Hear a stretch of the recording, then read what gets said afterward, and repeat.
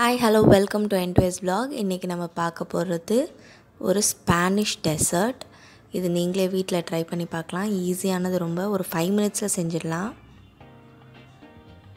அதுக்கு நான் ஒரு 1/4 கப்பு கார்ன்ஃப்ளவர் எடுத்திருக்கேன்.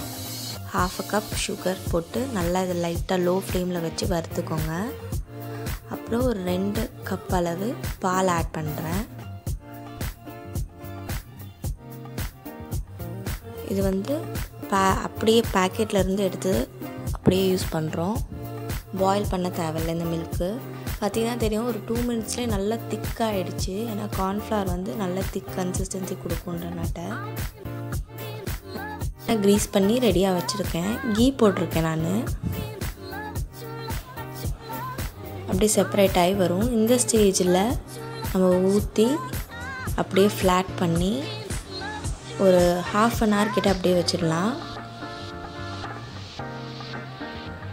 1/2 அன் ஹவர் ஆகிட்ட பிறகு பார்த்திங்கன்னா நல்ல ஜெல்லி மாதிரி இருக்கும். அப்படியே இதை நம்ம க்யூபாக கட் பண்ணி கொஞ்சம் நல்லா பெருசாகவே கட் பண்ணிக்கலாம்.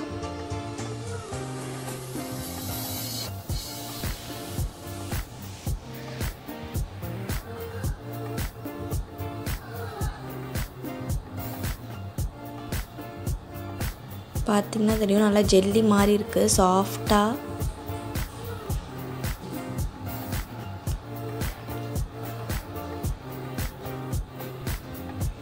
இப்போ வந்து இதை நம்ம கோட் பண்ணுறதுக்கு நான் ஒரு 4 ஸ்பூன் அளவு மைதா, 2 ஸ்பூன் அளவு சர்க்கரை ஆட் பண்ணி இது நல்லா இப்போ கலந்துக்கலாம்.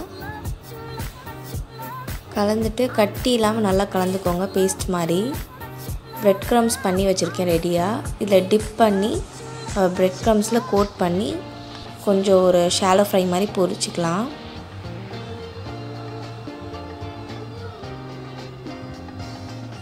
பேன் நல்லா ஹீட் ஆகிடுச்சு. நான் கொஞ்சமாக ஆயில் ஊற்றி வச்சுருக்கேன் ரெடியாக. கோட் பண்ணி எல்லாம் ரெடியாக இருக்கிறத வந்து நம்ம இப்போ ஆயிலில் டிப் பண்ணி ஃப்ரை பண்ணி எடுத்துக்கலாம்.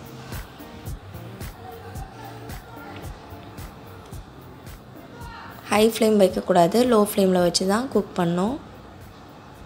குக் பண்ணி எடுத்தோன்னா சூப்பரான செம்ம ஸ்வீட்டான ஸ்பானிஷ் டெசர்ட் ரெடி ஆகிடுச்சு. நீங்களும் வீட்டில் ட்ரை பண்ணி பாருங்கள். தேங்க்ஸ் ஃபார் வாட்சிங்.